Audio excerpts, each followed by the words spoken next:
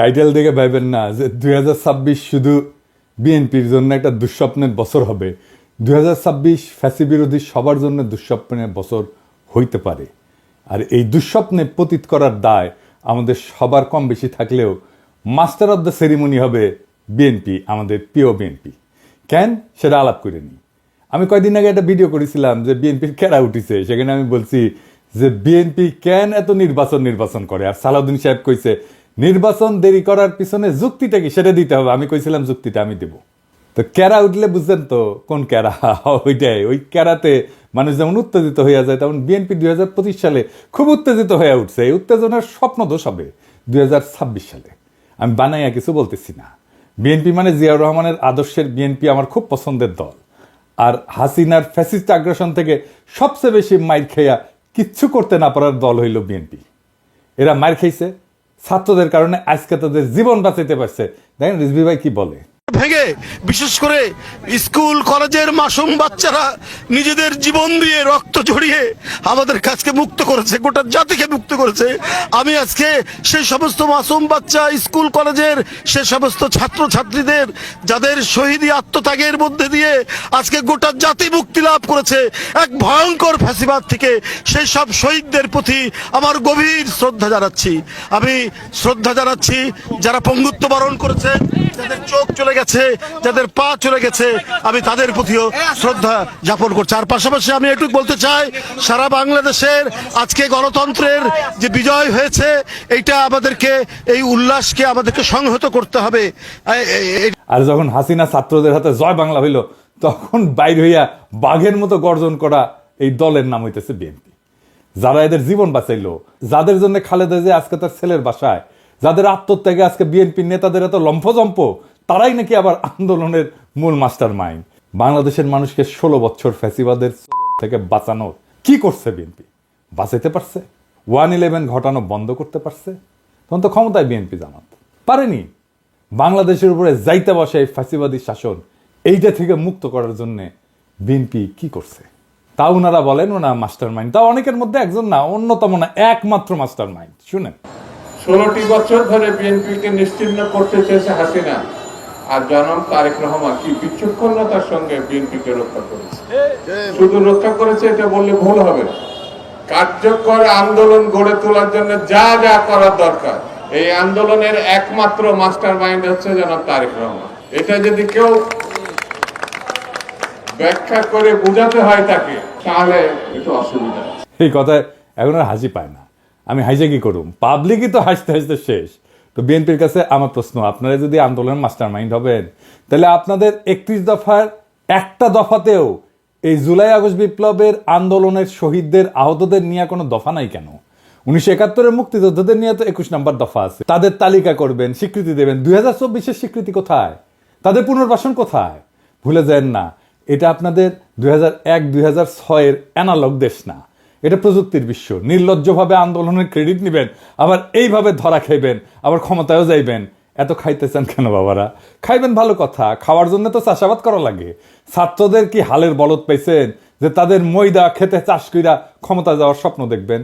এই স্বপ্ন আপনার স্বপ্ন দোষ হবে 2026 সালে। চলেন দেখি কেন। 2026 বাংলাদেশের জন্য খুবই জটিল, খুবই কঠিন, খুবই অনিশ্চিত একটা বছর হবে। বাংলাদেশের মানুষকে হাসিনার সরকার উন্নয়নের যে মূলা দিছিল, ওই মূলা খেত দেখা 2021 সালে আমাদেরকে অনুন্নত রাষ্ট্র থেকে উন্নয়নশীল রাষ্ট্রের মর্যাদা দেওয়া হয়েছিল। মর্যাদা না, কিন্তু এই উন্নয়নশীল রাষ্ট্র হিসেবে বাংলাদেশের জন্য অপেক্ষা করতেছে কি কঠিন চ্যালেঞ্জ। সব চ্যালেঞ্জের কথা আজকে কমু না, তবে আমরা মাঝে মাঝে বিএনপির এইভাবে পরীক্ষা নিব। আপনাদের প্রথম চ্যালেঞ্জ হইলো না, সব চ্যালেঞ্জের কথা আজকে কমু না, আজকে কয়েকটা চ্যালেঞ্জের কথা কমু, বাকিগুলো খুঁজে বের করেন। আপনারা তো বহুত বুঝেন, সবার থেকে বেশি বুঝেন। আমাদের প্রথম চ্যালেঞ্জ হলো 2026 সাল থেকে আমরা ইউরোপিয়ান বাজারে জিএসপি প্লাস পাবো না। জিএসপি হইলো সেই মেকানিজম যেটা দিয়ে ইউরোপিয়ান বাজারে আমাদের পণ্যের, বিশেষ করে গার্মেন্টসের শুল্কমুক্ত প্রবেশ নিশ্চিত করা হয়। এর মধ্যে অন্যতম হইল তৈরি পোশাক শিল্প। 2026 সালে জিএসপি প্লাস পাওয়ার অন্যতম শর্ত হইল সুশাসন, কলকারখানার শ্রমিকদের অধিকার নিশ্চিত করা। সুশাসনের কথা কইলাম না, ওইটা আপনারা কেমন পারবেন সেটা 2001-2006 সালের কথা মনে আছে, কিন্তু কলকারখানার শ্রমিকদের অধিকার নিশ্চিত করতে আপনারা যে পরিকল্পনা দরকার সেটা আপনাদের নাই। কেন জানেন? আপনারা হইলেন ব্যবসায়ী আর বুর্জাদের নিয়ে তৈরি দল। গরিব মানুষরা রক্ত দেয় আর বড় লোকরা মাখন খায়। আপনাদের যারা জনগণের সাথে সম্পৃক্ত ছিল তাদের কি অবস্থা আমি একটু পরে দেখাবো। হ্যাঁ, কি অবস্থা, বের করে দেন, নয়তো মেরে ফেলে, পিঠে মরে যায়, বনে বাজারে ঘুমায় বেড়ায়। ঢাকায় এসে রিক্সা চালাইছে যে সমস্ত লোকেরা, দারোয়ান হয়েছে, পাঠাওয়ে কাজ করছে, তাদের কোনো খবর থাকে না। সবাই আইসা তখন টেকার লোভে জড়া হয় আশেপাশে, অর্থলোভী এলিট। আর এই রাসেলের মতো লোকেরা আপনাদের দলে ফিরতেছে, নতুন এসালম হয়ে উঠতেছে। আপনাদের এক্সাম্পল দিই, আপনাদের তৃণমূলের নেতাকর্মীদের কি অবস্থা, আপনাদের যুব দলের নেতারে আর্মি পিটায় মেরে ফেলাইলো, দেখছেন বাচ্চাগুলোর কি অবস্থা। অথই পাথারে পড়ছে এই পরিবারটা। ভাই, এই দলের রাজনীতি করেন, এই দলের হয়ে আমার পেজে ঝাঁপায় পড়েন জিজ্ঞাসা নিয়ে, এই পরিবারের খোঁজ দিয়ে আমাকে জানান, এই পরিবারের সব দায়িত্ব আমি নেব। জি না, আমার টাকা নাই, আমি বড় লোক কেউ না, আমার বাপের জমিদারি ছিল না, ভিক্ষা করবো সবার কাছে, আমার ভিক্ষা দিতে কোনো গ্লানি নাই। একটা লোক সারা জীবন বিএনপির রাজনীতি করে গেল, আর্মির পিটানিতে জীবন গেল, তার পরিবারকে বাঁচানোর জন্য পিনাকি ভিক্ষা করবে, আর পিনাকি শেষ জীবনে অপবাদ নেবে যে ভিক্ষা করার টাম করে কোটি কোটি টাকা আত্মসাৎ করেছে। আমি এগুলো জানি, হ্যাঁ এগুলো জানি, এটাই বাংলাদেশ। হ্যাঁ বুঝছাও। যাই হোক, আমারে খোঁজ দিয়েন, এই পরিবারের দেখভাল করার দায়িত্ব যেন আমাকে দেন খোদা তাআলা, এই তৌফিক যেন দেন, ওনার পরিচয়টা দিয়েন, আমার সাথে যোগাযোগ করাই দিন। এই বিএনপিতে অলিগার ভিড়তেছে না, এদের টাকা কামানোর একমাত্র উপায় হইল শ্রমজীবী মানুষের শোষণ। এরা তো শ্রমিকদের বেতন দিবে না, কলকারখানায় উন্নত কাজের পরিবেশ তৈরি করবে না, কারণ এইগুলা করলে তো টাকা কামাবে কেমনে। তাই আমরা বিএনপির ক্ষমতায় আসলে জিএসপি প্লাস পাবো না, লিখে রাখেন। আর আমরা ইউরোপিয়ান বাজারে আমাদের যে অ্যাডভান্টেজ ছিল, পণ্যের যে অ্যাডভান্টেজ ছিল, আমরা যে দাম দিতে পারতাম সেটা আমরা দিতে পারবো না, সেটা হারাবো, লিখে রাখেন। আর একটা চ্যালেঞ্জ হলো 2026 সাল থেকে আমাদের উপর আন্তর্জাতিক কপিরাইট আইনের প্রয়োগ শুরু হবে। এ মানে কি জানেন? সব কিছুরই কপিরাইট আছে, বুঝছাও, সব কিছুর ওই কপিরাইটের ফি দিতে হয়। বইয়ের যেমন কপিরাইট থাকে, আমি অবশ্য বইয়ের কপিরাইটের ফি পাই না, আমি কপিরাইট ছেড়ে দিচ্ছি। সেজন্য দেখেছেন না মেলা বই আবার ছাপা হয়ে খালি বিক্রি হয়, কিন্তু এটা পয়সাকালে আমি পাই না। এইরকম কপিরাইট আছে পৃথিবীর সব জিনিসের উপরে, ওষুধের উপরে আছে। এই কপিরাইটের যখন প্রয়োগ শুরু হবে তখন ওষুধের কপিরাইটের ফি আমরা এখন দেই না, সেজন্য আমাদের দেশে ওষুধের দাম কম। এই কপিরাইট আইন প্রয়োগ শুরু হলে প্রথম ভিকটিম হবে আমাদের ওষুধ শিল্প। আজকে গরিব মানুষ যে ওষুধ 10 টাকা দিয়ে কিনে খেতেছে তার দাম হবে 500 টাকা। আমাদের তখন ওষুধ উদ্ভাবনের যে সূত্র, তার জন্য রয়্যালটি দিতে হবে, কপিরাইট ফি দিতে হবে। অলরেডি আসন্ন দাম বাড়ার সাথে মানুষের অভ্যাস তৈরি করে নেওয়ার জন্য আইএমএফ ওষুধের দাম বাড়ানোর জন্য পরামর্শ দিছিল এবং ভ্যাট প্রয়োগ করছিল। আমরা দাবরানি দিছি, প্রফেসর ইউনূসের সরকার তাৎক্ষণিক সিদ্ধান্তে বাতিল করছে। আমরা ধন্যবাদ জানাই। অবশ্যই এইরকম জনমুখী সিদ্ধান্ত বিএনপি নিতে পারবে না, কারণ তাদের তো ব্যবসায়ী ক্লাবকে টাকা কামানোর ধান্দা করে দিতে হবে। অর্থাৎ বিএনপি ক্ষমতা আসলে 2026 সালে ওষুধ রপ্তানি বাদ দেন, দেশের মানুষকে কম দামে বা এখনকার দামে ওষুধ সরবরাহ করতে পারবেন না আপনারা। দেখেন আব্দুল মুক্তাদির কি বলেন, উনি ইনসেপ্টা কোম্পানির মালিক, আমার কালে বস ছিলেন ক্ষুদ্রকালে। 26-এর পরে আমাদের দেশে আর প্যাটেন্টেড ওষুধ তৈরি করতে পারবো না। সেগুলির জন্য আমাদেরকে রয়্যালটি দিতে হবে এবং অনেক ওষুধের দামই এমন হতে পারে, যেমন একটা এক্সাম্পল দেই আপনাদেরকে। আপনারা যদি হেপাটাইটিস সি এর আমরা যে ওষুধটা বাংলাদেশে তৈরি করি সেটার দাম হলো মাত্র $6, আর সেটা বাইরে বিক্রি হয় $1000 একটি ট্যাবলেট। তাহলে আমরা যেটা $6 বাংলাদেশে দিচ্ছি ওটা $1000 তো মানুষ খেতে পারবে না, এবং একটা ট্রিটমেন্ট হলো 87টা ট্যাবলেট খেতে হয় একবার। তো বাংলাদেশের কোন লোক হেপাটাইটিস সি হলে পারে $87,000 দিয়ে এটা খেতে পারবে? দেখেছেন কি ধাইয়া আসতেছে। এরপরের চ্যালেঞ্জ হইল বিদেশিরা আমাদের যে সহজ শর্তে ঋণ দেয় সেটা বন্ধ হয়ে যাবে। আমাদের তখন উন্নয়ন বাজেটের ঘাটতি মোকাবেলা করতে বাণিজ্যিক হারে বৈদেশিক ঋণ নিতে হবে। তাইলে বুঝতে পারতেছেন সুদ দিয়া ঋণ নিতে হবে। ওই টাকাটা আমরা কেমনে পাবো? ওই টাকাটা উপার্জন করবো কত? উপার্জন করে তো সুদ শোধ দিতে হবে। আভ্যন্তরীণ অর্থনৈতিক সক্ষমতা তৈরি করে তারপরে ওই সুদটা শোধ দিতে হবে। এটা কেমনে করবেন আপনারা জানেন? আপনাদের কাউকে তো কোনোদিন এইসব নিয়ে কথা কইতে দেখি না। এইসব ফাও মজা করার দিন শেষ। বিএনপির যারা ভাবতেছেন যে ক্ষমতা এসে 16 বছরে ক্ষুধা মিটাবেন, তাদের জন্য এক বালতি সমবেদনা রইল। এইরকম প্রস্তুতি নিয়ে ক্ষমতা আসলে পাবলিক টাইনে নামায় দিবে যদি দায়িত্ব নিতে না জানেন। 4 নম্বর হইতেছে আমেরিকান সাহায্য বন্ধ হয়ে গেছে। সারা দুনিয়ায় আমাদের তৃতীয় সাহায্যদাতা দেশ ছিল আমেরিকা এই ট্রাম্প আসার পরে। 1 আর 2 নম্বর হইতেছে জাপান আর ইংল্যান্ড। 2022 সালে কত টাকা দিছিল আমেরিকা তারা জানেন? আমেরিকা, শুধু আমেরিকা $32 বিলিয়ন। এই টাকাটা হাওয়া হয়ে যাবে, কই পাবেন সেটা? $32 বিলিয়ন তো লাগবে, তাহলে কেমনে সামাল দেবেন? কোত্থেকে পাবেন? আমাদের পাশা ঢাকতে সামনে উদাম হয়, আর সামনে ঢাকতে পাশা উদাম হয়। পারবেন এই টাকার বিকল্প যোগান দিতে? পারবেন না ভাই। দেখেছেন তো IMF এই $4-5 বিলিয়ন দিতে কিরকম প্যারাপ্যারি করে। $32 বিলিয়ন কোটি থেকে পাবেন।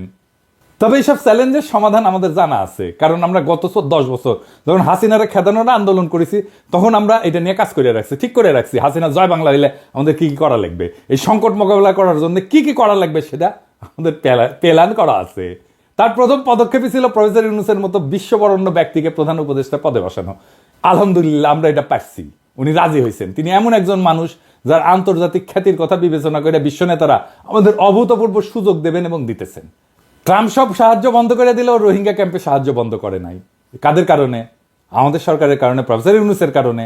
তো প্রফেসর ইউনূসের এত গুরুত্ব কেন? কারণ যেই মানুষ তার অর্থনৈতিক মডেল দিয়া সারা বিশ্বে দারিদ্র মোকাবেলা করছেন, সেই মানুষের 3-0 কনসেপ্ট, যেটা আমি আগে কইছিলাম, এটা প্যারিস অলিম্পিকের মূল প্রতিপাদ্য বিষয় ছিল। উনি ছিলেন প্যারিস অলিম্পিকের একজন প্রধান ব্যক্তি। সেই মানুষের চেয়ে উপযুক্ত কোনো পার্সোনালিটি কি আপনাদের মধ্যে আছে, যিনি ভারতের আর পশ্চিমের ঠাপ একই সাথে সামলাইতে পারবেন? আপনি তো পারেন নাই 1-11-এ। ক্ষমতায় আপনার লোক ইয়াজউদ্দিন, আর্মি চিফ আপনাদের বানানো, তারাই আপনারা উস্তে দিল, সাথে জামাতও ছিল। পারেন নাই 1-11টাকে। এখন আপনারা কেমনে পারবেন? যাই হোক, আমাদের পরিকল্পনার একটা ডেমো দিলাম। পুরো পরিকল্পনা আমাদের সাজানো আছে। 2026 সালের চ্যালেঞ্জ আমরা কিভাবে মোকাবেলা করব। আমি যে ফাঁকা আওয়াজ দিই না তা নিশ্চয়ই বুঝতে পারছেন। অনেক পরিকল্পনার মধ্যে দিচ্ছি, আরো দিব। এমন না যে পরিকল্পনা পরে বাস্তবায়ন করা হবে। পরিকল্পনা কিভাবে করতে হয় সেটা দেখাইছি। সমস্যার 100টা সমাধান আছে। কি ভাবছিলেন যে আপনাদের জন্য আর বলে দিব বাকিগুলা? আপনাদের পরীক্ষা নকল করার মতো সরকার নকল করে চালাবেন? আমাদের সাথে অ্যালাই করেন। আমরা যেভাবে দেখতে চাই আপনাদেরকে সেইভাবে থাকেন, সেই রাস্তায় থাকেন, আমাদের সাহায্য পাবেন, আমাদেরকে পাশে পাবেন। আমাদেরকে তো শত্রু মনে করতেছেন এখন। হ্যাঁ, আমাদের কাছে সব বিষয়ের ওষুধ আছে। আপনারা এই লোকগুলোকে চান কিনা পাশে, সেটা আপনাদের সিদ্ধান্ত। এবার আসেন দেখি বিএনপি কেন নির্বাচন চায়। কারণ বিএনপির কাছে নির্বাচন হইতেছে হরলিক্স। হ্যাঁ, এমনি এমনি খায়। হ্যাঁ, ওই যে দেখেন, আমার ভাই টাকায় 16 আনাই উসুল। আমি তো এমনি এমনি খাই হরলিক্স। বিএনপির নির্বাচন এমনি এমনি চায়, মানে বুঝে না কেন চায়। আসল কথা হইলো, বিএনপিকে নির্বাচনের জন্য চিল্লাইতে বুদ্ধি দিচ্ছে তাদের নয়া বন্ধু ভারত। ভারত এখন বিএনপিকে দিয়ে আওয়ামী লীগের পুনর্বাসন করবে আর বাংলাদেশকে তার দাসত্বের অধীনে রাখবে। বিশ্বাস হয় না? দেখেন, মির্জা ফখরুল যখন নির্বাচনের ডাক দেয়, তখন ছাত্রলীগ তাদের বিদেশে পলাতক নেতাদের দিয়ে আন্দোলনের রূপরেখা প্রকাশ করে। ছাত্রলীগের এই সাহস কোথা থেকে আসে আমি জানি না। মায়ের মনে কম খাইছিল। আমি কইছিলাম যে এদের জন্য মায়ের চেয়ে উপকারী আর কোনো ভাইটামিন নাই। এখন বুঝছেন যে ভারত এই পুরা গেমের মাস্টার মাইন্ড। তারা বিএনপির কামলাদের দিয়ে নির্বাচন বইলা কান্নাকাটি করাবে, সামনে আওয়ামী লীগ রাজনীতির মাঠে উকি ঝুঁকি দিবে। আওয়ামী লীগ ঘোষিত কর্মসূচিগুলো পালন করতে গেলে আমার ক্ষুদ্র ভাতা ভগিনীরাই যথেষ্ট। যেই মায়ের 5ই আগস্টের পরে ইউনূস স্যারের দিকে তাকায় দিতে পারি নাই, সে পাওনা শোধ করিয়া দিতে হবে। আর বিএনপিরে কইতেছি, ভারত আওয়ামী লীগের সাথে যে বাসর করতেছে, ওইখানে আপনারা কাবাব মে হাড্ডি, ওইখানে আপনাদের কোনো জায়গা নাই। মজা শেষে ফেলা দেবে কন্ডমের মতো। দেখেন, শ্যামা ওবায়দ আদানির জন্য ওকালতি করে। দেখেছেন, শ্যামা কি জ্বালানি মন্ত্রী? আদানি ভারতের এক দুর্বৃত্ত অলিগার্ক, সারা দুনিয়াতে ঘৃণ্য, মোদির ক্যাশিয়ার। তার সাথে বিএনপি নেতার লতকালতকি দেখেন। এখন মানুষের ক্ষমতায় গেলে দেশ বেচে, এরা ক্ষমতায় যাওয়ার আগেই দেশ বেচে দিছে আদানির কাছে, দেশ বেচে ছাড়া। এই বিএনপিরে ভারত এখন ক্ষমতার লজেনচুস দেখাচ্ছে, বুঝছাও? ক্ষমতার লজেনচুস দেখে বিএনপি ওই ক্ষমতার মূলার পিছে যাচ্ছে। তারপরে ওই লজেনচুসের আমও যাবে, সাথে সালাও যাবে। কেমনে বিএনপিকে ভারত ফেলাই দেবে ক্ষমতা দেখে শুনবেন, প্ল্যানিং শুনবেন, শুনেন আমার কাছে। ভারত জানে 2026-এর চ্যালেঞ্জ মোকাবেলা করা বিএনপির পক্ষে সম্ভব না। এটা আমার মতো মূর্খ মানুষ বুঝলে ভারত তো অনেক আগে থেকে জেনে আছে। যখন বিএনপি দেশের অর্থনীতি নিয়ে ঝামেলায় পড়বে, তখনই শুরু হবে বিক্ষোভ আন্দোলন। এই আন্দোলন হবে একেবারে তৃণমূল থেকে। মানুষ খেতে পারবে না তো, চাকরি থাকবে না তো, মানুষ দলে দলে রাস্তায় নেমে আসবে তো। লগি বৈঠা নিয়ে আওয়ামী লীগ কি তাণ্ডব করেছিল মনে আছে না? এখন যে পুলিশ আছে, পুলিশে পুরো তো হাসিনা। পুলিশ চুপ করে দাঁড়িয়ে থাকবে। 1-11-এর টাইমে যেমন আসিল ওই মির্জাফরের সেনাবাহিনীর মতো। ছাত্রলীগ যুবলীগ গর্ত থেকে উঠায় আন্দোলনে জয়েন দেবে, আর আমার হাসিও টুপ কইরা ঢুকা পড়বে। আন্তর্জাতিক চাপের কাছে তখন নত জানো বিএনপি, দেশীয় আন্দোলনে দিশেহারা বিএনপি তখন আওয়ামী লীগের সাথে আতত করে পলাবে, আওয়ামী লীগ যেমন পলাইছিল। আর দেশে ফিরে আসবে সেই ভয়ঙ্কর ফ্যাসিবাদ, আবার সেই ভারতীয় আধিপত্যবাদ, যা কায়রা নিছিল আমাদের জীবনের 16টা বছর, বাংলাদেশকে পরিণত করছিল ভারতের উপনিবেশে। যারা কায়রা নিছিল বর্বরভাবে আমাদের হাজার হাজার সন্তানদের জীবন, যারা আমাদের 25,000-এর মতো ছাত্র জনতাকে আহত করে চিরজীবনের জন্য পঙ্গুয়ার দৃষ্টিহীন করে দিছে, সেই আবু সাইদ মুগ্ধ ওয়াসিমদের রক্ত শুকানোর আগেই যেই দল নির্বাচন করে মুখে ফেনা তুলে ফেলাইতেছে, তারা আর যাই হোক দায়িত্ব নিতে পারবে না। আপনাদের রিকমেন্ড করা যত লোক অন্তর্বর্তীকালীন সরকারে আছে, তাদের পারফরমেন্স দেখে আপনাদের দক্ষতা আমাদের কাছে পরিষ্কার। স্বরাষ্ট্র উপদেষ্টা কার রিকমেন্ডেশনে জানেন? বিএনপির। শিক্ষা উপদেষ্টা কার? বলছিলাম তো, বিএনপি। এই খারাস বিদেশে কোনো অনুষ্ঠানে যায় না। 5ই আগস্টের পর বাংলাদেশের শিক্ষাঙ্গনে সবচেয়ে বেশি ঝামেলা হয়েছে। ছাত্ররা আন্দোলন করছে তাদের অধিকারের জন্য, আর আওয়ামী লীগ তাদের ন্যায্য অধিকারের আন্দোলনের নাম দিছে সন্ত্রাসী কর্মকাণ্ড। প্রফেসর ইউনূস দায়িত্ব আসার পর সবার আগে উচিত ছিল বিদেশি সহযোগীদের কাছে শিক্ষাঙ্গনের স্বাভাবিক পরিস্থিতি তুলে ধরা এবং সকল দ্বন্দ্বের সমাধান করা। তা না কইরা তিনি তার ডায়াপার সামলানোর অপারগতার কথা বইলা বিদেশে যাইতেছেন না। আপনি কি ভাবছেন স্যার আমরা বুঝি না? আপনাদের বিএনপির পরামর্শে আসছেন। ইউনূস স্যারের সরকারের ভাবমূর্তির জন্য কাজ করলে তো আপনার আসল লক্ষ্য পূরণ হবে না। বিএনপির 31 দফা দেখে তো মনে হয়েছে তারা শিক্ষাঙ্গনের সমস্যাটাই বুঝেন নাই। বুঝে তো আর বই বিতরণ, শিক্ষাঙ্গনের বিরোধ, এইগুলোর সমাধান আগে থেকেই করতেন। ছাত্র সংসদ নির্বাচনগুলোর কথা বলছি, বিশ্ববিদ্যালয়গুলোতে বিএনপি বাগড়া দিচ্ছে, ছাত্রদল বাগড়া দিচ্ছে। কেন? কারণ ছাত্রদল জিততে পারবে না বড় বড় বিশ্ববিদ্যালয়গুলোতে। আপনার তো নিজের স্বার্থ ছাড়া আর কিছু বুঝেন না। নিজের খুবই সংকীর্ণ স্বার্থ, ছাত্রদের স্বার্থ তো আপনাদের কাছে নাই। তাহলে তো আপনারা সংসদ নির্বাচনের কথা মাইনে নিতেন। করতে চাচ্ছেন না কেন সংসদ নির্বাচন? বাগড়া দিচ্ছে কেন ছাত্রদল? তার মানে তো আপনারা পারবেন না, এটা হারে যাবেন। হারবেন যে জন্য, সেই জন্য আপনি ছাত্র সংসদ নির্বাচন হইতে দিবেন না। নির্বাচন করছেন, ম্যান্ডেট করছেন, গণপরিষদের নির্বাচন করেন, আমরা সবাই বলতেছি। সেটা তো করবেন না, কারণ ওখানে নতুন সংবিধান বানাইতে হবে, সেটা তো করতে চাচ্ছেন না। গণপরিষদের নির্বাচন করেন, ম্যান্ডেট নেন, আপনারাই করেন, আপনারাই আসেন, সেটা করবেন না। যারা বিপ্লব করলো, যারা দেশটাকে রক্ষা করলো রক্ত দিয়া, তাদের প্রতি আপনাদের পর্বত প্রমাণ ঘৃণা, শত্রু বানায় ফেলছেন তাদেরকে। আপনার 31 দফা দিচ্ছেন, এটা নিয়ে একটা ভিডিও দিব, দাঁড়ান। দিতেছিলাম না নেহায়ত মায়া করে, এতদিনের রাজপথের সহযোদ্ধা কেমনে কঠোর কথা কই। কিন্তু আপনারা এমনভাবে অন্তর্বর্তীকালীন সরকারের উপর ঝেপে পড়েছেন যে না দিয়া তো উপায় নাই। 71 টিভিতে যাইয়া রুমিন ফারানা এই 71 টিভির দুর্বৃত্ত আওয়ামী ফ্যাসিস্ট এনা বলার, সে একটা বদমাইশের সাথে বৈশা কেমনে শফিকের সাথে কথা বলে শুনেন। ব্যর্থতা কি দেখলেন? আমি তো এটা ব্যর্থতার অনেকগুলো ডেটা আছে, সব জায়গায় সফল হওয়া যায় না। না, ব্যর্থতার কিছু অংশ স্বীকার করবেন না। জার্নালিজম করেন না, ব্যর্থতার কিছু অংশ স্বীকার, মানে 100-তে 100 পেতে চান। না, আমি এটা বলছি না, আমি 90 বলি না, কিছু জায়গায় ব্যর্থতা আছে। কিন্তু আপনাদের উপদেষ্টারা তো নিজেকে নিজে মার্কিং করার সময় 3-4 দিতে পারছেন না 10-এ। আমি জানি না, আমি চিফ অ্যাডভাইজারের অফিসকে রিপ্রেজেন্ট করে আমি সে আলোকে বলছি। ওকে, দেখেছেন 71 টিভির সাথে বিএনপি এক হইয়া গেছে, দেখছেন? শফিক তো ভদ্র মানুষ, ছোটখাটো মানুষ। আমি যদি ওটি থাকলামই না, তোরে তুলে থাকনা মারলামই নি। অ্যাঙ্করের বাচ্চা, তোর অ্যাঙ্করগিরি আমি শিখাই দিলাম নি। 71 টিভি তো ভাঙ্গে চুরে ফেলছিল, ওটা বুলডোজারে কেন ঘুরাই দেয়নি? দেখেছেন এই সমস্ত? এখন দেখেছেন তো সব জায়গায় এই আওয়ামী দুর্বৃত্তগুলোর সাথে, ফ্যাসিবাদের এনাবেলারের সাথে বিএনপির খাতির দেখেন, একসাথে ঝাঁপে পড়েছে শফিকের উপরে। জনতারে চেতায়েন না, আপনাদের কিন্তু ভারতেও জায়গা হবে না, মনে রেখেন কথাটা। অবশ্য আপনাদের মধ্যে রয়্যাল এজেন্ট যারা আছে তাদের জায়গা দিতে পারে। আলতাফ সাহেব তো বলছে বিএনপির মধ্যে রয়্যাল লোক আছে, জানেন তো? দেখেন ওই কি বলছেন। বিএনপির কিছু লোক আছে যারা নন আননোন না, নূতন না, পুরানা, নন রয়্যাল এজেন্ট।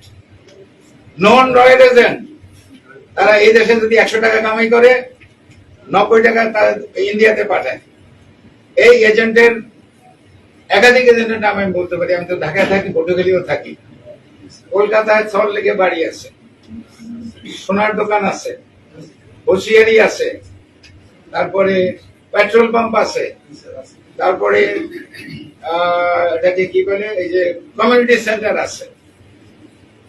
বাসায় গেলে পরে আপনি বাংলাদেশি পাসপোর্ট পাবেন, আপনি ইন্ডিয়ান পাসপোর্ট পাবেন, আপনি কানাডিয়ান পাসপোর্ট পাবেন। তো প্রমাণের থেকে অসুবিধা আছে নাকি? বিএনপির একজন শীর্ষ নেতা এই কথা বলছে, আমি বলি নাই। বিএনপির কোনো জবাব আছে? এবার আসেন আলাপ করি 2026-এর বিপর্যয় থেকে বাংলাদেশকে রক্ষার উপায় কি। এই বিপর্যয় থেকে রক্ষার একমাত্র উপায় হইল প্রফেসর ইউনূসের মতো একজন সরকার প্রধান, যিনি বৈশ্বিকভাবে সমাদৃত। এখন নির্বাচন দিলে দেশের অর্থনীতির উপর অতিরিক্ত চাপ আসবে। আওয়ামী লীগের চুরি করা টাকা ফেরতেই না, যেন আর কেউ দেশকে বাপের সম্পত্তি ভাবতে না পারে সেই ব্যবস্থা করতে হবে। মনে হয় এখানেও বিএনপির আপদ। আওয়ামী লীগের হাতে কত হাজার কোটি টাকা আছে জানেন? নির্বাচন আসলে ওই টাকা মাঠে আসবে, তখন মাঠে আসবে প্রার্থী কেনার জন্য, ভোট কেনার জন্য। 2026-এর চ্যালেঞ্জ মোকাবেলার জন্য প্রফেসর ইউনূস অনেক দক্ষ টেকনিক্যাল এক্সপার্ট নিয়ে আসছে। রিভার্স ব্রেন ড্রেনের মাধ্যমে আরো লোক আনার কাজ চলতেছে। এদেরকে দেশ পুনর্গঠনের সুযোগ দিতে হবে। আপনারা জানেন কত স্কলার ফিরে আসছে সরকারের সাথে কাজ করার জন্য। সোয়াসের মুস্তাক ভাই আসছে, ইকোনমিস্ট আনিস ভাই আসছে, বিদায় আশিক আসছে, খলিল ভাই আসছে, আরো কত নাম কমো প্রত্যেকে কাজ করতেছে এই ধ্বংস হয়ে যাওয়া দেশটাকে আবার ঠিকঠাক করতে। জুলাই গণহত্যার বিচার শেষ করতে হবে। আপনারা 31 দফায় যেহেতু এগুলো রাখেন নাই, তাই আপনাদের উপর আমাদের কোনো ভরসা নাই। আগামীর যুগ জেনারেটিভ এআই এর যুগ। আমাদের তথ্য প্রযুক্তি খাতে অনেক দক্ষ লোক দরকার। হাসিনার চুরির অত্যাচারে এমন দক্ষ যত লোক দেশ থেকে চলে গেছে, তাদেরকে আবার আমরা ফিরে আনবো। বাংলাদেশের তরুণ ইমরান, যে স্ন্যাপচ্যাটের মতো কোম্পানির সিও, ওইরকম অনেক লোক আমরা দেশে আনার কাজ শুরু করব। তাদের মাধ্যমে গড়ে তুলব আমাদের পোস্ট জুলাই রিকভারি ফোর্স, যারা দেশের পুনর্গঠনে কাজ করবে। আর তরুণদের নেতৃত্বে হবে সংস্কার। দেশে একটা অন্য গতি আসবে।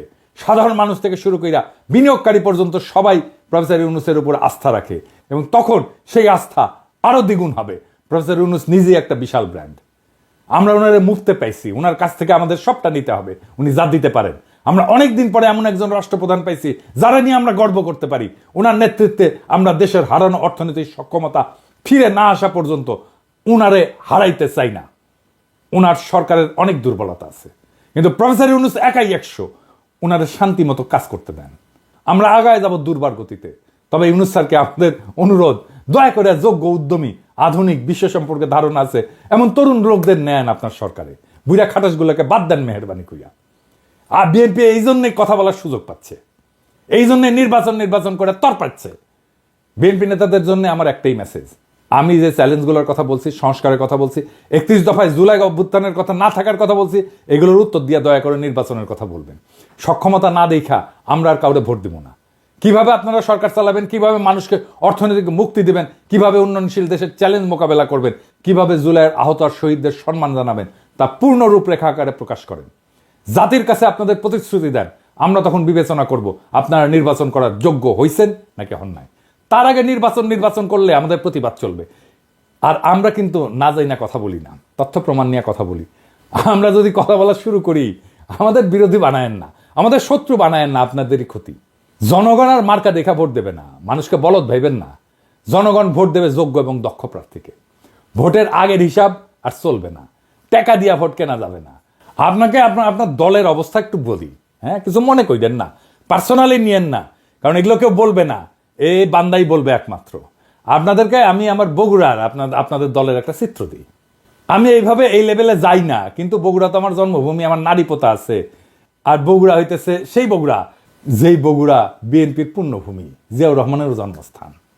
তো বগুড়া তো বিএনপির জন্য পুণ্যভূমি হওয়ার কথা, তাই না?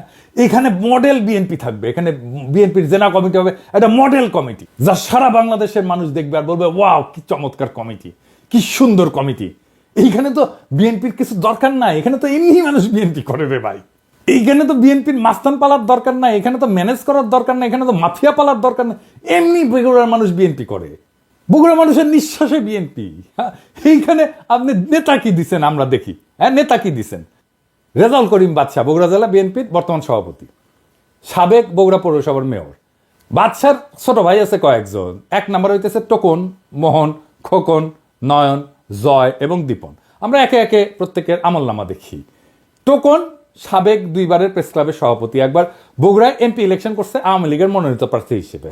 কিছুদিন আগে বিভিন্ন জনের কাছ থেকে টাকা চাঁদা নিয়ে সংসার চালাইতো। টোকনের এক ছেলে খুনি এবং চাঁদাবাজ, মার্শাল্লাহ। 2 নম্বর মোহন, বগুড়া জেলা আওয়ামী লীগের সাবেক সহসভাপতি। বগুড়ায় প্রায় 40টা খুনের সাথে পরোক্ষ এবং প্রত্যক্ষভাবে জড়িত। খুনি, চাঁদাবাজ, দখলবাজ এবং নেশাখোর। বগুড়ায় যে কত বাড়ি সম্পদ দখল করছে তার ইয়ত্তা নাই। কোটি কোটি অবৈধ টাকার মালিক। যুবলীগের লিটন পোদ্দার, আলহাজ, মুস্তাকিম, মতিন, আদিল, করিম, এরকম অসংখ্য খুনির গডফাদার। ওর মেয়ের জামাইও খুনি, মেয়ের জামাই পলাতক আছে মালয়েশিয়া।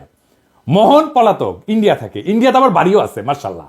3 নাম্বার খোকন, দিনরাত নেশা করে, ফেন্সিডিল, গাঁজা, আফিম সবই খায়, আবার মাঝে মাঝে তাবলিগও করে, কি একটা অবস্থা।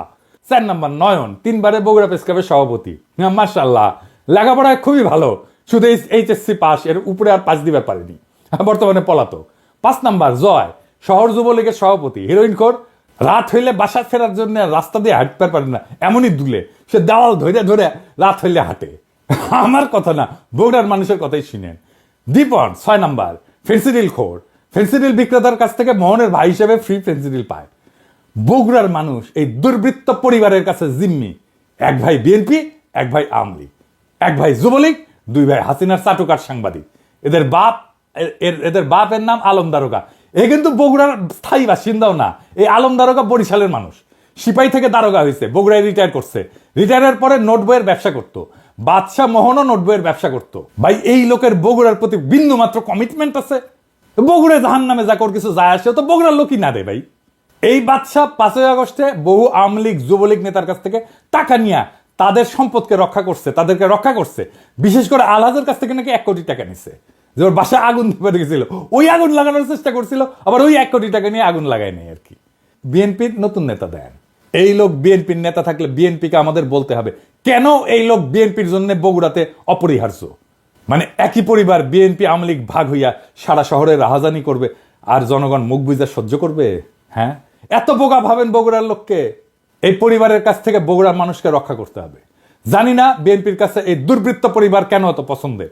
এই লোক বগুড়ার নেতৃত্ব দেবে, এর নেতৃত্ব বগুড়ার মানুষকে মাইনা নিতে হবে। এত তুচ্ছ ভাবেন বগুড়ার মানুষকে? যেই মাটিতে জিয়া জন্ম নেয় সেই মাটিতে এই দুর্বৃত্ত পরিবারের হাতে জিয়ার আদর্শ বয়ে নেওয়ার ভার কেমনে দেন ভাই?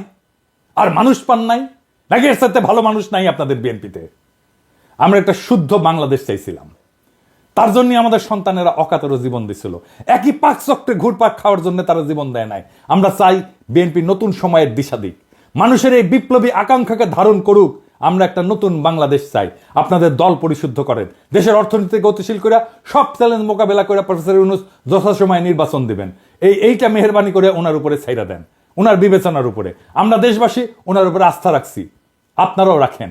দেশবাসীর মুখোমুখি দাঁড়ায়েন না মেহেরবানি কইরা।